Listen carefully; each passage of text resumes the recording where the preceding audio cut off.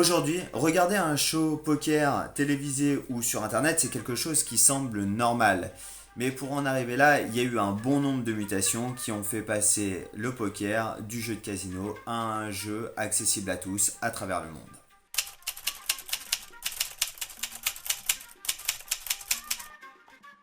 Le premier show télé apparaît à la fin des années 70 sur CBS. Il propose la table finale du main event des World Series et l'action se passe sans que les cartes soient dévoilées. Les commentateurs derrière essayent de vulgariser pour le grand public, mais faute d'une dynamique un peu trop lente, du coup l'audience peine à croître.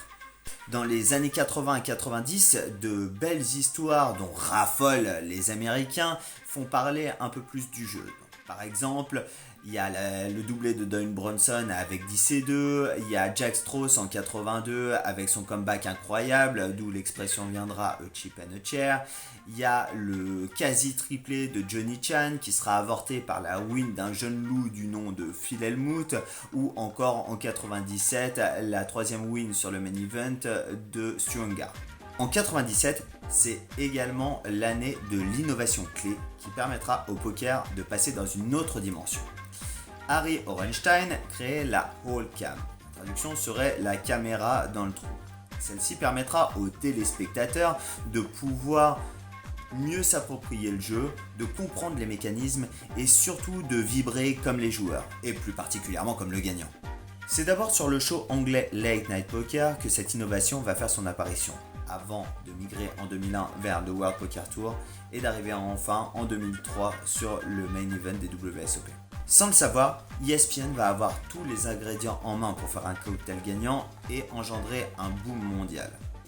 La Hall Cam, des réalisateurs de génie, des caractères incroyables, un heads-up entre un inconnu notoire qualifié sur internet et un top shark connu du milieu, un bluff d'anthologie et la victoire d'un mec dont le nom reflète parfaitement l'American Dream, Moneymaker.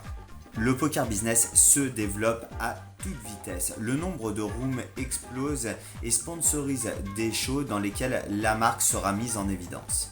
Les joueurs participants se transforment en panneaux publicitaires affublés de sponsors qui, eux, cherchent la belle histoire qui leur permettra de ramener de l'affluence sur leur site. Les joueurs deviennent des stars et pour accentuer ce phénomène, les WSOP 2008 font naître le concept de November 9. Alors, qu'est-ce que c'est ? En fait, il s'agissait de décaler la table finale du main event de juillet à novembre, ce qui permettait de mettre les finalistes sous le feu des projecteurs et faire en sorte que le poker et l'industrie qui en découle aient une visibilité maximale. Le Black Friday mettra un coup de frein violent au développement et à l'essor du poker télévisé.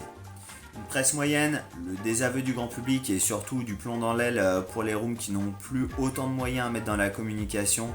Bref, le business du poker doit se réadapter et retrouver la taille de son marché.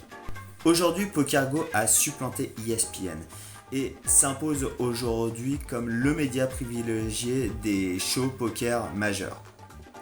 À côté de ça, on peut retrouver Twitch qui permet également de diffuser du poker et qui permet aussi aux marques de toucher un autre public que celui de la télévision, plutôt celui des gamers.